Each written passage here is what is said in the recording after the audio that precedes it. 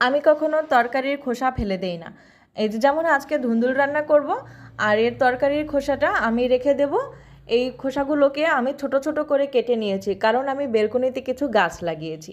আর সেই গাছের গোড়ায় এই খোসাগুলোকে ছড়িয়ে ছিটিয়ে দিয়ে দেব। তাহলে আমার গাছের অনেক ফলন ভালো হবে।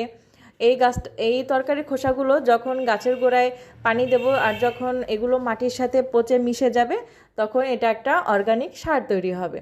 এই যে যেমন দেখেন, এখানে আমি পুঁইশাক গাছ লাগিয়েছি, আর এই পুঁইশাকের গোড়ায় আমি কিছু ছোলা আগেই দিয়ে রেখেছিলাম, লাউয়ের ছোলা।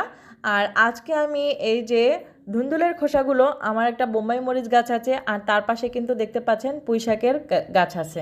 এই যে পুঁইশাকের ডাঁটাগুলো লাগিয়ে রেখেছিলাম, সেগুলোতে কি সুন্দর পাতা গজিয়েছে দেখতে পাচ্ছেন।